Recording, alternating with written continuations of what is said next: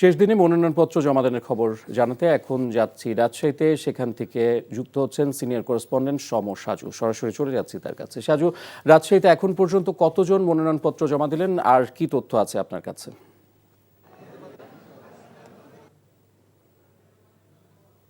Returning কর্মকর্তার কার্যালয়, সেই কার্যালয়ের সামনে।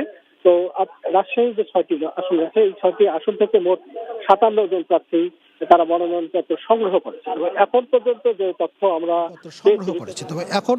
যে তথ্য আমরা পেয়েছি রিটার্নিং কর্মকর্তার কার্যালয় এবং সহকারী রিটার্নিং কর্মকর্তার কার্যালয় থেকে, তাতে দেখা যাচ্ছে যে 27 জন প্রার্থী এরই মধ্যে তারা মনোনয়নপত্র জমা দিয়েছেন। বিশেষ করে বিএনপি এবং জামায়াতে ইসলামীর প্রার্থী যারা রয়েছেন তারা কেউ কেউ মনোনয়নপত্র জমা দিয়েছেন, আর কেউ কেউ এই দুপুরের পর জমা দেবেন। আমরা এরই মধ্যে রাজশাহী 1 আসনে মেজর জেনারেল শরীফউদ্দিন, তিনি বিএনপি চেয়ারপারসন উপদেষ্টা বিএনপির প্রার্থী, এবং সেই আসনে একই আসনে জামায়াতে ইসলামীর অধ্যাপক মুজিবুর রহমান, কেন্দ্রীয় নায়েবে আমির, তারা দুজনেই মনোনয়নপত্র জমা দিয়েছেন।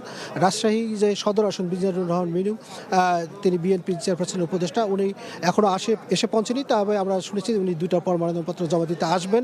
আর এই আসনে জামায়াতের যে প্রার্থী তিনি কিন্তু মনোনয়নপত্র জমা দিয়েছেন।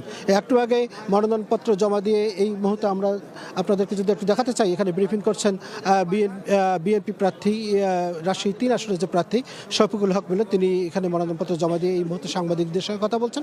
আর এর বাইরে রাজশাহী যে 6 এবং 5 আসন, এই 2টি আসনের যে প্রার্থীরা রয়েছেন, 2 দলের মূলত প্রার্থী, তারা উপজেলা যে রিটার্নিং কর্মকর্তা, সহকারী রিটার্নিং কর্মকর্তার কার্যালয় যেখানে রয়েছে, সেখানে তারা মনোনয়নপত্র জমা দেবেন। তবে বিকেল 5টার পর আমরা যে সর্বমোট আপনাদেরকে জানাতে পারবো যে 57 জন প্রার্থীর মধ্যে কারা কারা মনোনয়নপত্র জমা দিলেন এবং কতজন জমা দেননি।